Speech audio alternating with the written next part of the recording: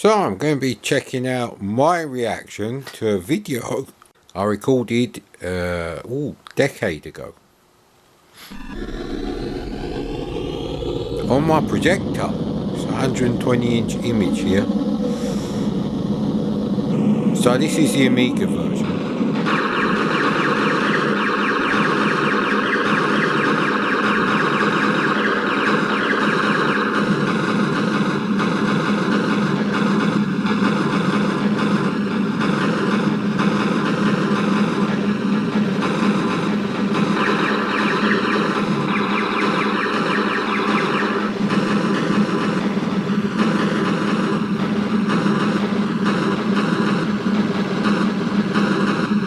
I have to say,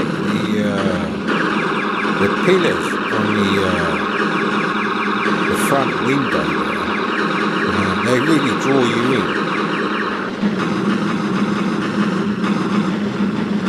Now the actual tanks and stuff are not bad graphics. Yeah, the sound is a bit off.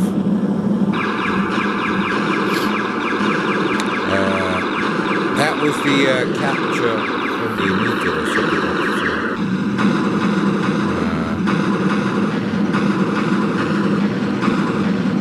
Yeah, everything moves fine, but the actual pixel art is not very good.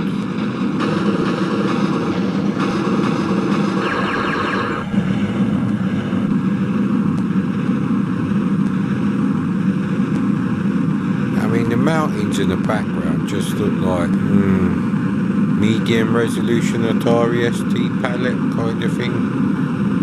There's not really a lot of colour being used. So,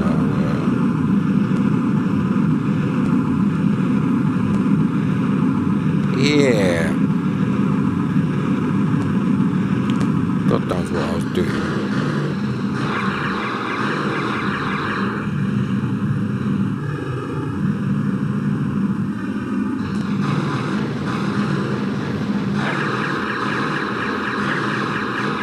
I mean, it's fast, it's definitely fast, there's no lag or anything.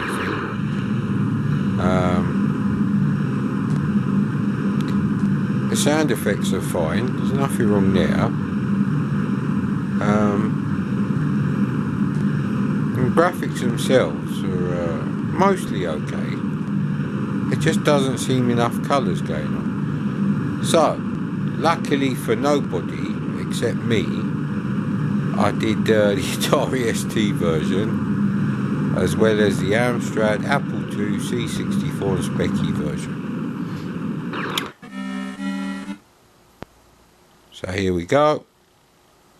Well, the mountains look even less colourful now.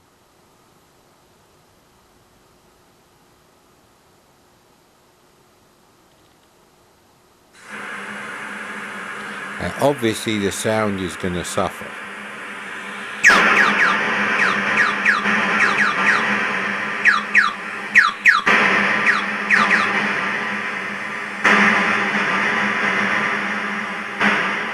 Okay, I think they've used the same palette for the cockpit on both, which is why there's hardly any, colours left to do bespoke graphics for the actual game. I think that's a bit of a mistake.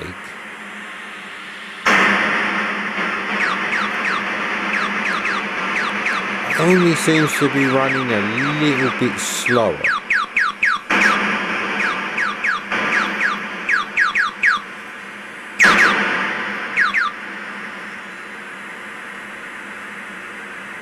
Well, actually it looks about the same speed, really. So, not very good programming there by Electronic Arts. Certainly not up to the Marble Madness level of Amiga programming.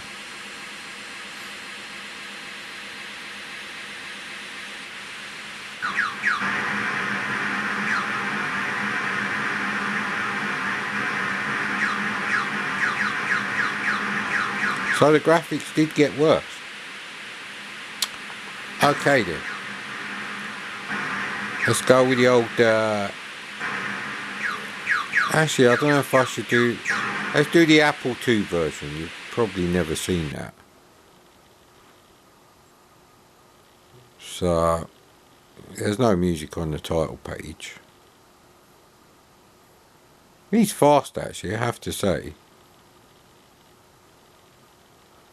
Yeah. The actual graphics, you know, the colours. I mean, purple tanks, really?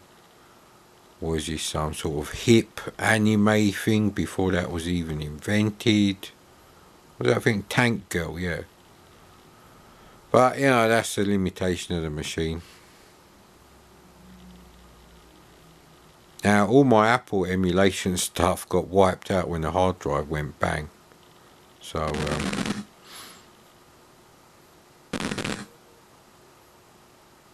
I mean, the graphics update is about the same as the C64.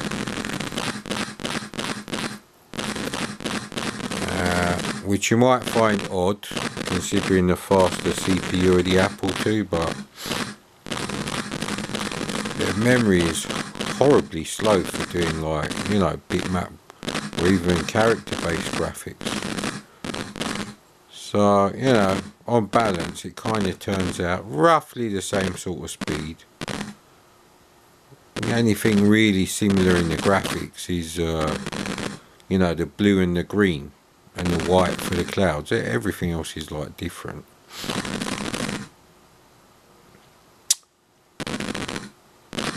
But certainly playable. I must admit, I do remember it being playable, so... Yeah, no, can you really blame them? Because at the end of the day, they can only use the hardware that's in the machine.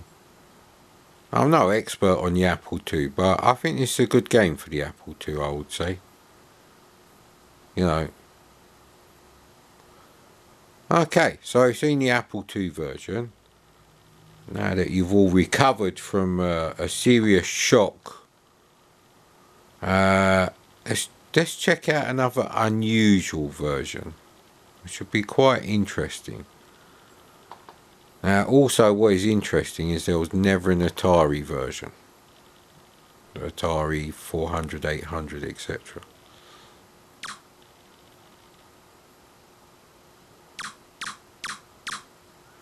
Now, the Spectrum version is slower than the C64 version. It has nothing to do with sprites or anything like that. It's more to do with the fact that the Spectrum only has one screen mode. And that is the same as the C64's bitmap screen mode, which programmers rarely use. So, you know, that would slow things down a bit.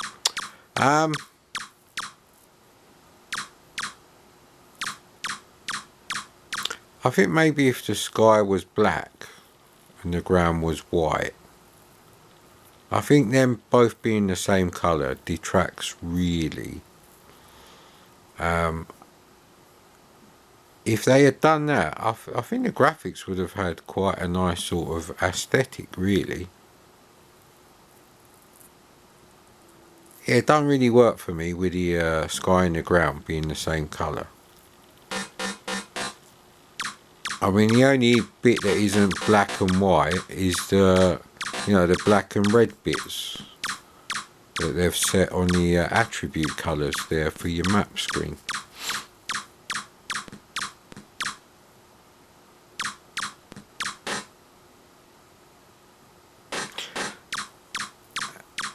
I don't know of any other games that are like this on the Amstrad. See, now the actual tanks look great.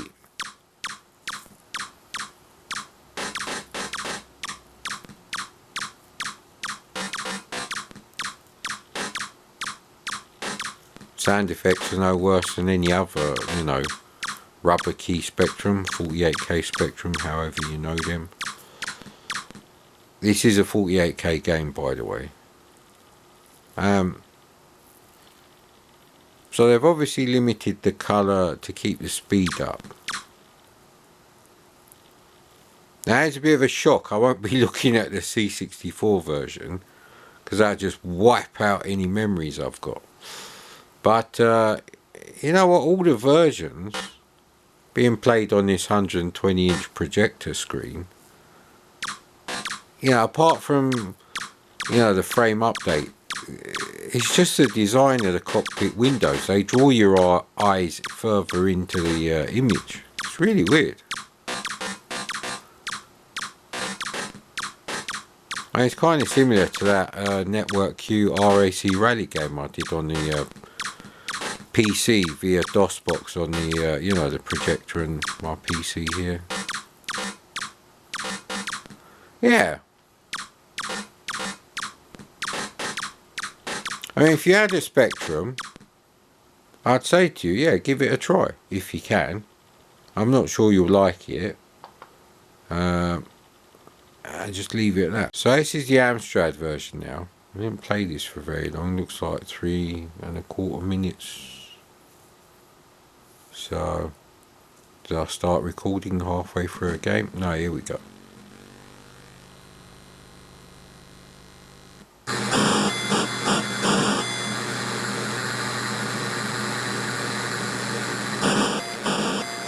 Okay, I'm not really sure why the graphics have to look this bad, but anyway.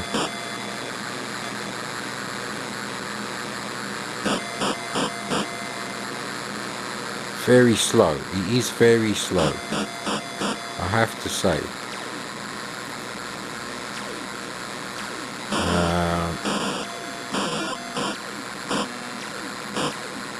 I mean, the CPC has one grayscale. Why are they not doing the tanks in that one grayscale? I mean, this clearly isn't mode 1. This is the 16 colour mode, you know, the same chunky pixels as a C64's 16 colour mode. Yeah, this is such a lazy development. Completely devoid of any talent.